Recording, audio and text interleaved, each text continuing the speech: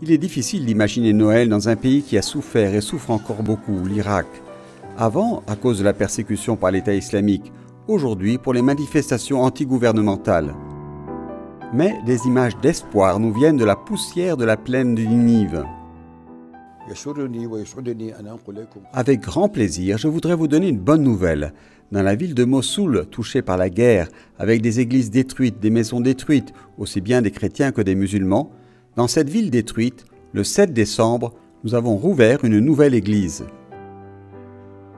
Revenez, reconstruisez, réparez les blessures. Avant l'arrivée de Daesh, près de 50 000 personnes vivaient à Karakoj. Aujourd'hui, comme nous le dit l'évêque catholique syrien, un peu plus de 5 000 familles sont rentrées. Les difficultés sont encore nombreuses.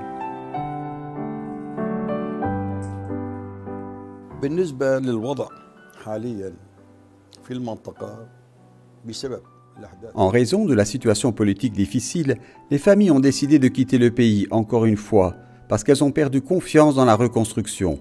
C'est pourquoi nous avons assisté à l'émigration de plusieurs familles qui quittent l'Irak ces derniers jours. Au cours de la dernière période, 50 familles ont déjà émigré, et cette chose est très triste pour nous et aussi dangereuse.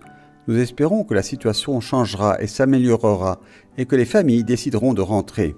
Nous ne pensions pas quitter le pays, mais à cause de cette situation qui afflige l'Irak et le manque d'attention du gouvernement à l'égard du pays, même si la situation politique de Karakosh est calme, nous pensons à nos enfants, à leur avenir.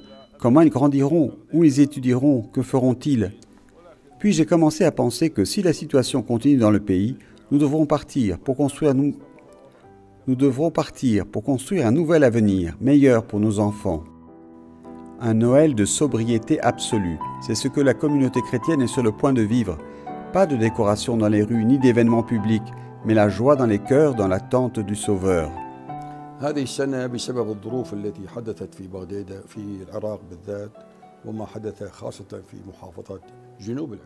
Le pays est maintenant confronté à une situation très particulière et triste.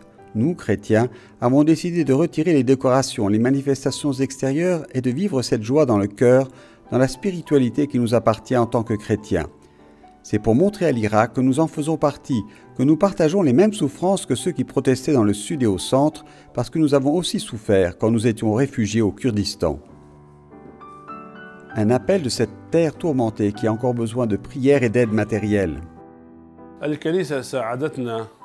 L'Église fait de tout et continue à faire de tout pour nous aider à rester et à ne pas quitter le pays. Donc cela nous donne la sécurité de rester et nous espérons qu'avec ce Noël tout changera, que la joie de la venue de Jésus changera la situation et qu'il y aura la paix sur toute la terre, en particulier en Irak.